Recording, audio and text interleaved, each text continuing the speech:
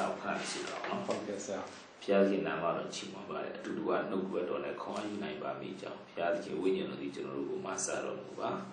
chỉ suy khuyên nam mà này yêu thì rồi suy đó bà này pháp ya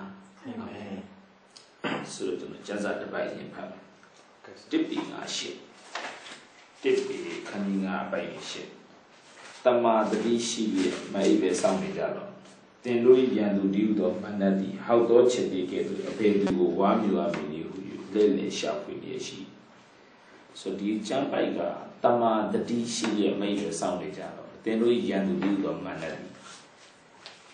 hậu đó chết đi cái đồ về đồ quá nhiều à mình yêu lên shop với gì đó số cho nó mà hiện đồ xí về đồ biểu ai hiện đồ sao mà nãy đồ biểu rồi số mà nãy ai hiện đồ biểu ấy anh em mà nãy gặp đồ gì hiện đồ dùng gì đồ gì hiện đồ làไม่用gì đồ gì hiện đồ là dùng gì đồ gì hiện đồ dùng gì đồ gì hiện đồ anh em cô à dùng gì đồ mà biết hiện đồ hiện đồ màu đấy hiện đồ màu thế vậy đi chấp vậy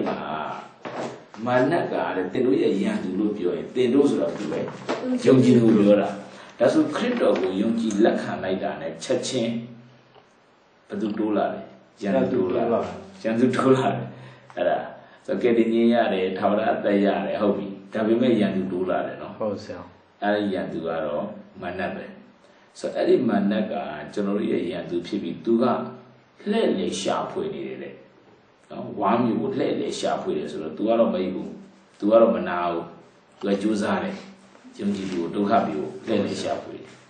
rồi dùng gì đồ tu ở xả rồi quá nhiều xả rồi ai đi dùng gì đồ cả balloon ni mà tu ông này balloon attach mà tu ông nhỉ ai chẳng phải tâm mà đi xí về mấy về xong thì ra tâm mà đi xí mà ya tâm mà đi mới xí mà ya ngã tiêu xe ta mấy ao ngã tiêu xe mấy ao ngã phía trong bên này cho anh luôn thế là mấy ao sau đó mình cái đại điểm cho qua cũng cái đàm gì đôi nhiên mua gì là tất cả rồi ya gì nó cha ta trong sinh tu cho u cha như tôi nhớ lại mà tu chọn nào bộแต่မဲ့ तू อ่ะဘယ်သူတော့ तू နိုင်လို့မရဘူးလေဆိုတော့တမာတတိရှိတဲ့သူနိုင်လို့မရဘူးအာမင်ဒါဆိုတမာတတိလို့ပြောရင်ဘယ်ရလာမလဲတမာတတိရမတတိအမျိုးမျိုးရှိတယ်လေနော်တတိဥမာသဘောတခုကစာမီဝတ်နီးပြီတတိတာစာကြိုးစာဘာဥဒိတာမလဲစာမေဝဥဒိတာပြင်သွားမယ်နော်ပြင်သွားမယ်ဆိုလို့ရှိရင်မိုးအုပ်နေတဲ့သတိတာပိုက်သွားမယ်ဒီသွားအဲ့ဒါသတိပဲအဲ့ဒါသတိဟုတ်မလားအဲ့ဒါတမာသတိဆိုတာတမာတရားကလာတဲ့သတိတခြားသတိမဟုတ်နော်အဲ့ဟိုလူတွေကဟိုဘာယောဂရှိလဲမသိဘူးနော်သူတို့နဲ့ထမင်းစားရင်ဇွန်းနေမပေါင်းနဲ့အဲ့သတိကဘာအတွက်လဲကျမရေးအတွက်တတိမျိုးမျိုးရှိတယ်ကျမရေးအတွက်တတိအိမ်တောင်ရေးအတွက်တတိနေအိမ်အောင်ပြုကြည့်ပြုနော်တောင်ရခုတ်မှရင်တနေ့အိမ်အောင်ပြုမှရင်တသက်ဘာအတွက်တတိလဲအဲ့ဒါအိမ်တောင်အတွက်တတိကျမရေးအတွက်တတိဟုတ်မလားဆိုင်ဘွားနီးပြီးပညာရေးနဲ့ပတ်သက်တဲ့တတိတတိမျိုးမျိုးရှိတယ်နော်မတူဘူးအဲ့ဒါဆိုအခုဒီမှာပြောနေတာကဘာတတိလဲတမာတတိဆိုတမာတတိလို့ပြောရင်တမာတရားကလာတဲ့တတိဒါဆိုဆရမဏကကိုဝါမျိုးကိုရှာနေတယ်လိုက်နေတယ်အဲ့တော့ကိုကတမာတတိရှိရမယ်ဒါဆိုရင်တမာတတိကတမာတရားကပဲလာတယ်ဒါဆိုလူကတမာတရားမသိရင်တတိမရှိဘူးဒါတတိမရှိဘူးငါတတိရှိတယ်ဘယ်လောက်ပြောတမာတရားမသိရင်အဲ့ကတတိရှိတာမဟုတ်ဘူးအဲ့ဒါဆိုတမာတရားသိမှအဲ့ဒီကနေတတိဆိုတာဝင်လာတာနော်တော့တမာတတိရှိမှဘသူကကိုယ်မနိုင်ဘူးလေစာရမဏေကကိုယ်မနိုင်ဘာတတိရှိမှလဲတမာတတိကြက်ကောင်းပြီတမာတတိရှိမှမနိုင်ဘူးဆိုတာကိုမတ်တဲလေးမှာကြည့်အဲ့ဒီအဖြစ်ပြရှိတယ်မတ်တဲခန်းကြီးလေးအပိုင်ငယ်တစ်ကနေပြီးတော့မှ17အထိ ဒါမဖတ်တော့ဒီတိုင်းပြောသွားမယ်ဆရမဏတ်ကအားတဲ့ယေရှုကိုသွေးဆောင်ဖို့စုံစမ်းသွေးဆောင်ဖို့လာတယ်ဘယ်အချိန်လဲဆိုယေရှုကရက်ပေါင်း40အစာရှောင်ပြီးတော့ရက်ပေါင်း40အစာရှောင်ပြီးပြီးသွားတဲ့အခါကျမှဆရမဏတ်ကယေရှုကိုသွေးဆောင်ဖို့ဆိုတောင်းဖို့ပို့သွေးဆောင်ဖို့နော်ဝိညာဉ်တော်ကယေရှုကိုတောရက်ကိုပို့လိုက်တယ်ဝိညာဉ်တော်ကတောရက်ကိုပို့တယ်အဲ့ကိုရောက်လာတာကမဏတ်ကရောက်လာတယ်ရက်40အစာရှောင်ထားတယ်ဆိုတော့ယေရှုကအဲ့ဒီအချိန်မှာဗိုက်စားတယ်တကယ်အစာရှောင်ရင်ဗိုက်စားတကယ်ဗိုက်စားတယ်နော်တချို့ကအစာရှောင်လာတယ်ဝိညာဉ်တဘောကြောင့်လားမသိဘူးဘာမှဗိုက်စားဘူးဆိုရင်တော့အဲ့ဒါညတွေကကောင်းကြီးမောင်းစားတယ်လို့နေနော်ယေရှုတော်ဗိုက်စားတယ်ဆိုမှတော့ကျွန်တော်တို့လူကဘာလို့မစားမလဲနော်ဒါဟုတ်ခါခေါ်တယ်အဲ့တော့တကယ်တမ်းအစာရှောင်တဲ့အခါမှာစုံစမ်းတော့ချက်ချင်းနဲ့လာတယ်နော်ဒီနေ့လူတွေကအစာရှောင်တိုင်းကောင်းကြီးဝင်လာမယ်တင်နေတာနော်အစာရှောင်တာတော့ကောင်းနေပြီသူကောင်းကြီးမဝင်ဘဲနဲ့မန္တကရောက်လာတာအဲ့ဒါဆိုမန္တရောက်လာပြီးမှသူဗိုက်စားနေတဲ့အတွက်ကြောင့်မို့လို့မန္တကတခြားနဲ့မလဲစားဘူးမင်းတို့ငါ1000ပေးမယ်မပြောမင်းကောင်းလေးလာချောလာလေးပူမပြောတော့ဗိုက်စားရင်တော့ဘာနဲ့လဲရတယ်အစာနဲ့လဲပြပါဟုတ်တယ်မလားပတ်စံတတ်မှတ်တဲ့လူကိုပတ်စံနဲ့ဟုတ်တယ်နော်ဆိုတော့အခုသူကဗိုက်စားတဲ့ကြောင့်မန္တကအစာနဲ့လဲပြတာကိုတော့ဖျားသားမှန်ကြောက်ခဲ့ကိုမို့လို့ပြီးစားတာအတော်ပဲဖျားလိုက်ရင်ကောင်းမြင်လိုက်တာဟာသူကြိုသိနေတယ်လို့ပဲငါဗိုက်စားမဟုတ်တော့အဲ့ဒါဘာလုပ်လိုက်လဲဆိုတော့ယေရှုကလူဒီမဟုတ်အဖြစ်တာအသက်မွေးရသည်မဟုတ်အဲ့မှာပါတိတ်ကောင်းတဲ့စကားရှိတယ်ကျမ်းစာလာပြီဟုကြည်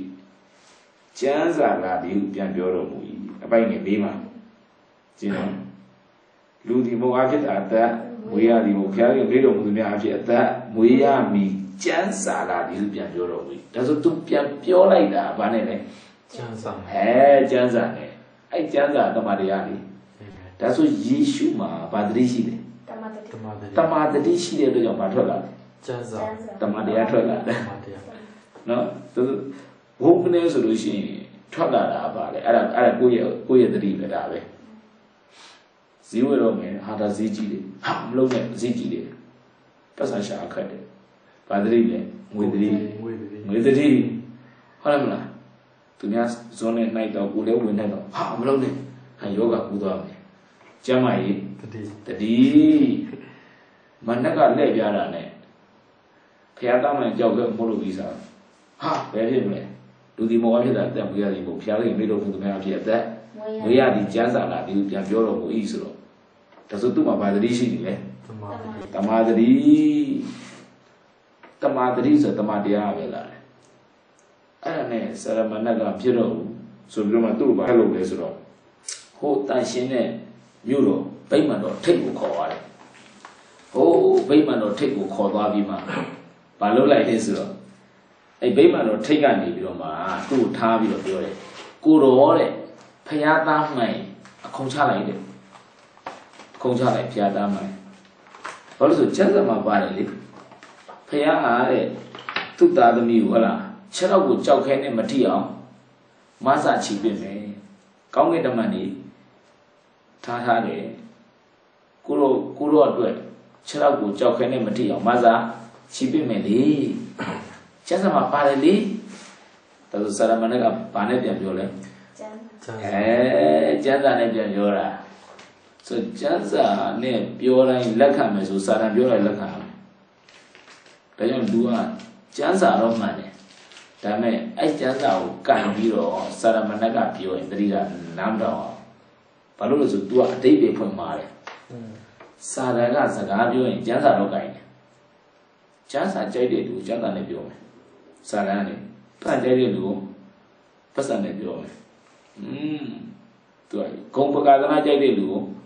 ဂုံပကာသနာနဲ့ပြောမယ်ယာရုကြိုက်တဲ့လူကိုယာရုနဲ့ပြောမယ်ဒါဆိုခု तू ယေရှုကို तू စမ်းလိုက်တော့ယေရှုကဘာကြိုက်ပြီလဲ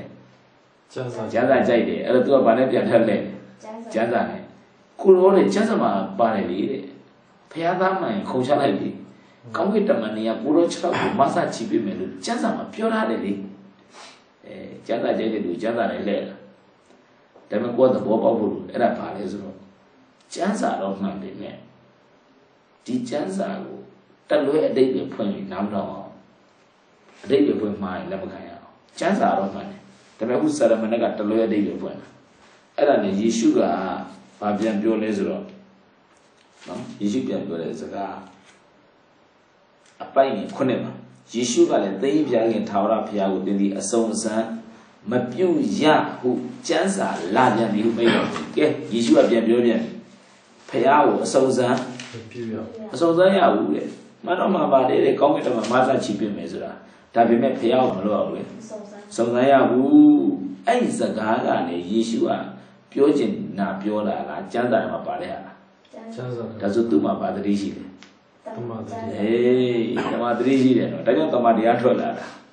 ဟိုရှောက်ပြီးတော့ဟိုတောင်ပြောမြောက်ပြီးမပြောတော့အခုခေတ်ကဘာဆိုတော့နိုင်ငံတော်ကဘာဆိုတော့စီးပွားရေးကမပြောသာသမီကလည်းများတော့အဲ့ဒါအိမ်တော်ကြီးကလည်းကုန်စည်တော်ကလည်းဒါတွေမပြောဘူးဘာလို့မတော်စားချော်လေးခြေထောက်ကျွေးမစေးဝင်လည်းဈေးကြီးတယ်ဒါတွေမပြောဘူးသူပြန်ပြောတဲ့ဥစ္စာပါလေကျမ်းစာဒါသူ့မှာပါတတိရှိတယ်တမန်တတိအဲ့တော့ဒါဘုရားကိုစုံစမ်းရအောင်ဥပမာကျွန်တော်တို့ပြောပြမယ်မတော်တဆလမ်းဖြတ်ကိုင်းနဲ့ကားတိုက်မိ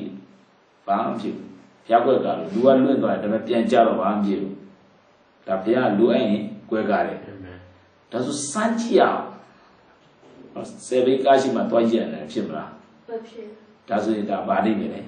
စုံစမ်းတဲ့လိမ့်ဖြစ်တာဆိုတော့ဘုရားဆိုတာမြည်စမ်းရတယ်မစုံစမ်းရအောင်မှတ်တာနော်ဘုရားဆိုတာမြည်စမ်းလို့ရတယ်နော်ဒါပေမဲ့မစုံစမ်းရအောင်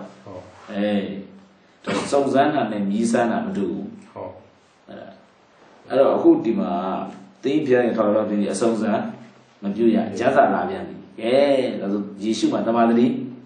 ရှိတယ်နော်ဒါဆိုယေရှုကဒီကျမ်းစာတွေကိုအခုမှကောက်လှန်ပြီးတော့ကြက်တာလားငယ်ငယ်လေးကကြက်ပြီးသားလားအခုမှကောက်ရှာတာလားငယ်ငယ်လေးကသိလားငယ်ငယ်လေးကလေ့ကျင့်တာဖတ်တာမှတ်ထားတာစာရလာလက်ပြမှာဟာမင်းငါပြန်ပြောမယ်မဖြစ်ငါပေးကြမ်းပိုက်လေးရှောက်မယ်ဟုတ်လား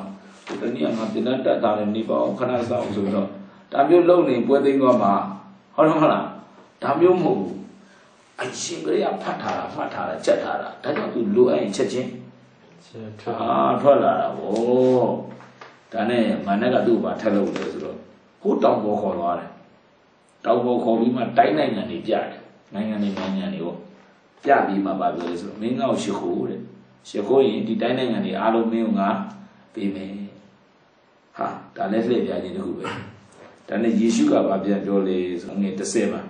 ယေရှုကလည်းအချင်းစာတယ်ငါနောက်သူစုပ်တော့သင်ဘုရားခင်ထာဝရဘုရားကိုကိုးကွယ်ရမည်ထိုဘုရားကိုသာဝတ်ပြုရမည်ကျမ်းစာလာသည်ဟုမိန့်တော်မူ၏ကဲစာရဏနဲ့မင်းငါနောက်ကိုစုပ်တဲ့အသက်ရှင်တဲ့ဘုရားထာဝရဘုရားမင်းကိုးကွယ်တဲ့ဘုရားအဲ့ဒီဘုရားကိုပဲဘာလို့ရမလဲကိုးကွယ်ရမယ်တခြားကိုးကွယ်စရာမလိုဘူးကျမ်းစာလာသည်ဟုမိန့်တော်မူ၏ဒါဆိုဒီတစ်ခေါက်လည်းယေရှုဘာနဲ့ပဲပြောလဲကျမ်းစာနဲ့ဒါဆိုယေရှုမှာဗာတိရှိတယ်တမန်တတိဒါပဲတမန်တတိဆိုအရေးကြီးတယ်တမန်တတိရှိဖို့တမန်တရားရှိရမယ်တမန်တရားမရှိဘဲနဲ့တမန်တတိရှိစရာအကြောင်းမရှိဘူးဒါကြောင့်တမန်တတိဆိုတမန်တရားရှိဖို့လို့သုံးခါပြောလဲပြီးရောသုံးခါပြောပြီးတာနဲ့အဲ့ဒီစာတန်ဘာလုပ်လဲစီအငယ်7မှာထိုခါမန်နဲ့ဒီအထံတော်မှထွက်သွား၏ကဲကောင်းကင်တမန်တို့သည်ချင်းကပ်လျက်လုံကြွေကြ၏ဒါပဲတမန်တတိရှိတယ်တမန်တတိနဲ့ပြောတော့နောက်ဆုံးစာတန်သူ့ဆရာလည်းပြတယ်ထွက်သွားတာပဲထွက်သွားတာချာချာနေလို့မရအောင်လေပြောနေတာထွက်သွားပြီးဘယ်သူကတ်လာလဲကောင်းကင်တမန်ယေရှုကလူလဲအစာလူနေဘယ်သူကကြည့်လဲကောင်းကင်တမန်ကောင်းကင်မလာခင်နောက်ဆက်မလူလာတယ်အဲ့ပြဿနာကိုယေရှုကဘာနဲ့ဖြေရှင်းရလဲတမန်တရားနဲ့ဟုတ်လားဒါဆိုဆရာမနတ်ကယုံကြည်သူမျိုးနိုင်လား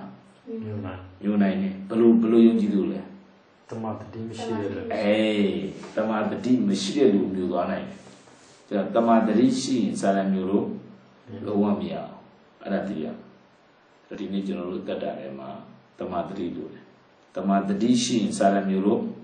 မရအောင်တော့အဲ့တမန်တတိရှိဖို့ဘာလို့ရမလဲ ကျန်ရေးသမားတရားသိရမယ်ကျမ်းစာဖတ်ရမယ်မှတ်ရမယ်အဲ့ဒါစင်ကြင်အောင်မိထားရမယ်ဆိုတမာတတိရှိတဲ့လူကိုစတာကလုံးဝဝမျိုးလို့မရဘူးဒါကြောင့်ကျွန်တော်တို့အားလုံးက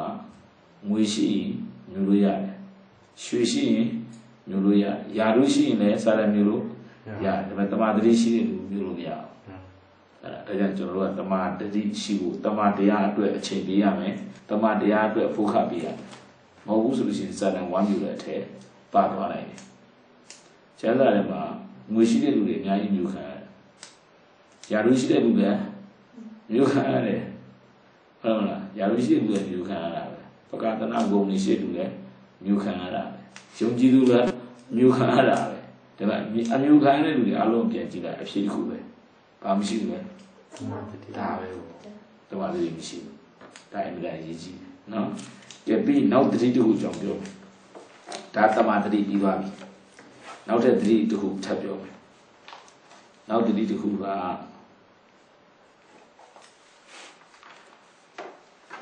နောက်ထပ်တတိတစ်ခုနော်တုတ်တန်ရှစ်တုတ်တန်ရှစ်73မှာတုတ်တန်ခန်းကြီးရှစ်ပိုင်ငယ်73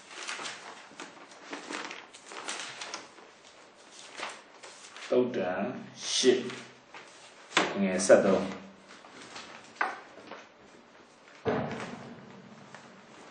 မှာထာဝရဘုရားကိုကြောက်ရွံ့သောဘောကဒုစရိုက်ကိုပုံသောသဘောလေးမာနထောင်လာခြင်းစော်ကားခြင်းမကောင်းသောလမ်းသို့လိုက်ခြင်းကောက်သောစကားဖြင့်ပြောဆိုခြင်းတို့ကိုငါမုန်း၏ဆိုဘုရားကိုကြောက်ဖို့လေလို့လေဘုရားကိုကြောက်ရင်ဒုစရိုက်ကိုဘာဖြစ်လဲမုန်းတယ်ဘုရားကိုကြောက်ဒုစရိုက်ကိုမုန်းတယ်အဲ့ဒါဆိုလို့ရှိရင်ဒီနေ့ဘုရားသခင်ကိုကြောက်တဲ့အသက်တာကျွန်တော်မှလို့တယ်နော်ဘုရားကိုကြောက်တာကိုဘာခေါ်လဲဘုရားကိုကြောက်တာဘုရားသခင်ကိုကြောက်တာတုတ်တန်1 ခုမှာထာဝရဘုရားကိုကြောက်ရွံ့သောသဘောသည်ပညာဤချုပ်ချပြီပညာဤချုပ်ချကြည့်ဒါဆိုရင်ပညာရှိဖြစ်ဖို့ဘာလို့ထာဝရဘုရားကိုကြောက်ရမယ်နော်တမန်တတိမဟုတ်တော့ပညာတတိခေါ်တယ်ပညာတတိရှိတယ်ဆိုတာဘုရားကိုကြောက်တာဘုရားကြောက်တဲ့သူကအဲ့ဒါပညာတတိပဲပညာတတိရှိတယ်အဲ့တော့ဘုရားကိုကြောက်တယ်လို့ပြောရင်အဲ့ဒီလူမှာပါရှိတယ်ပညာတတိရှိတယ်သူဘုရားကိုကြောက်တာကိုဘာနဲ့ပြမလဲလက်တွေ့ခုနတုတ်တန်83မှာထာဝရဘုရားကိုကြောက်အောင်သောသဘောကဒုစရိုက်ကိုဒုစရိုက်ကိုမုန်းရဒုစရိုက်အများကြီးရှိတယ်ဒီလောကမှာအဲ့လိုဒုစရိုက်တွေကိုဘက်ကမဟုတ်ရမယ်ဒုစရိုက်ထဲမှာအသက်မရှိရအောင်ဒါဆိုအဲ့ဒီလိုမျိုးဒုစရိုက်ထဲကမှအသက်မရှိဘူးဆိုလို့ရှိရင်ဒါဘုရားကိုကြောက်တဲ့လက္ခဏာပဲဆိုတော့ဘုရားကိုကြောက်တဲ့လူကဘာရှိလဲပညာရှိဒါနော်ပညာရှိရင်အဲ့ဒီပညာရှိတဲ့လူရဲ့အသက်တာနဲ့တမာတတိရှိတဲ့လူသက်တာမတူဘူးတမာတတိရှိတော့မနကတို့နိုင်လို့မရဘူးပညာရှိတော့ဒုစရိုက်ကတို့နိုင်လို့မရဘူးသူကအဲ့ပညာရှိတဲ့လူကိုဒုစရိုက်ကနိုင်လို့မရဘူးဘာလို့လဲဆိုပညာရှိတဲ့ဆိုတာကဘုရားကိုကြောက်တာဘုရားကိုကြောက်တယ်ဆိုတာဒုစရိုက်ကိုမဟုတ်တာအဲ့တော့ပညာတကယ်ရှိတယ်ဆိုလို့ရှိရင်ဒုစရိုက်ကသူ့ကိုနိုင်တော့ဒါနောက်ခုရှိတယ်နော်ဒုစရိုက်နဲ့မန္တဟုတ်တယ်နော်တချို့ကိစ္စတွေမှာစာရမဏေကမနှောက်ယှက်ဘူးဒုစရိုက်ကနှောက်ယှက်တာဒီကိစ္စစာရအဝေးဒုစရိုက်ကနှောက်ယှက်တာဆိုတော့အဲ့ဒုစရိုက်တွေကလွတ်ဖို့ကဘာလို့လဲပြီလဲပညာတတိမန္တရဲ့လက်နှောက်ယှက်ကအောင်မြင်ဖို့ကတမာတတိနဲ့ကိုမျိုးရှိတယ်ဒါဆိုရင်တမာတတိကြတော့ဘယ်ကနေလာလဲတမာတရားပညာတတိကြတော့ဘုရားကိုကြောက်ခြင်းအဲ့ဒါပဲဒါနှစ်ခုဆိုဘုရားကိုလည်းကြောက်ရင်အဲ့ဒီလူရဲ့အသက်တာပညာရတယ်အဲ့ပညာတတိရှိပြီဆိုရင်ဒုစရိုက်ကသူ့ကိုမနိုင်တော့ဘူးလားဆိုကဘာဦးကျမ်း39မှာရောသက်အကြောင်းတွေ့ရတယ်ကဘာဦးကျမ်း39မှာသူကသူများနိုင်ငံမှာသွားပြီးကျွန်ခံတာကဘာဦး39မှာကျွန်ခံနေရင်းနဲ့သူ့ရဲ့တထေးက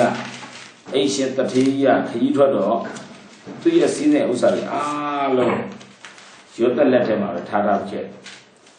တရက်ကြတော့သူ့တတိပြမလာပြန်ပါတထေးကတော့သူ့ကိုနောက်ဆက်ပြီလေငါနဲ့တူတူအိပ်ပါပြောပြီးကဘာဦး39ခုနှစ်ကနေပြီးတော့မှ7နှစ်လောက်တည်မှာနော်ရွတ်သက်ကမိတ်ဘူးမိတ်နိုင်ဘူးလေအတင်းသွေးဆောင်တယ်သူနဲ့တူအိပ်ဘူးမိတ်နိုင်ဘူးလေဒါဆိုရင်ရွတ်သက်ကိုကြည့်စာတန်နောက်ဆက်တာလားဒုစရိုက်ကလားဒုစရိုက်ပါဒုစရိုက်အဲ့တော့ရွတ်သက်ကမအိပ်ဘူးဘာပြောလိုက်လဲဆိုတော့မင်းနဲ့ငါတူမိတ်နိုင်ဘူးလေနေ့တိုင်းရှောင်တယ်ပြောတဲ့ဥစ္စာကဟုတ်လား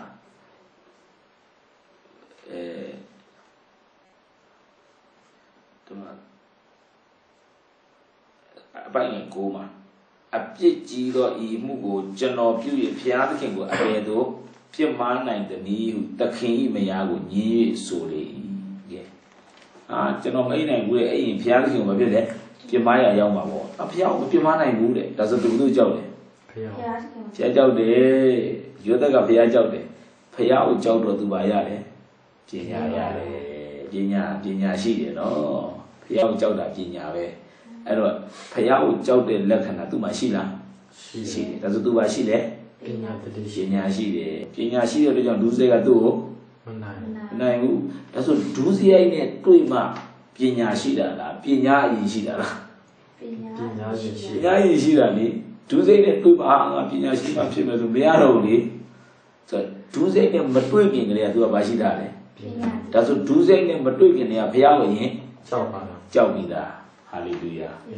တူးနော်ဆိုအဲ့ဒါပညာသတိယေရှုတွေ့တဲ့ပြဿနာကတမာသတိဒါဆိုဒီနေ့ယုံကြည်သူဖြစ်ရင်တမာသတိလို့လားယုံကြည်သူဖြစ်ရင်ပညာသတိရောလို့လားလို့တယ်ပညာသတိရှိတဲ့လူကိုဒုစရိုက်ကမအောင်တမာသတိရှိတဲ့လူကိုစာတန်မအောင်မတူဘူးတွေ့လားအခုယောသတွေ့တာစာတန်နဲ့ပြဿနာလားဒုစရိုက်လားဒုစရိုက်ယေရှုတွေ့တာဒုစရိုက်လားစာတန်နဲ့ပြဿနာလားစာတန်ဒါဆိုဒီနေ့ယုံကြည်သူဟာစာတန်နဲ့ပြဿနာတွေ့နိုင်လားတွေ့နိုင်တယ်ဒီနေ့ယုံကြည်သူဟာဒုစရိုက်နဲ့ရောတွေ့နိုင်လားတွေ့နိုင်တယ်ဒါပေမဲ့ဖြည့်ရှင်းပြီးမတူဘူး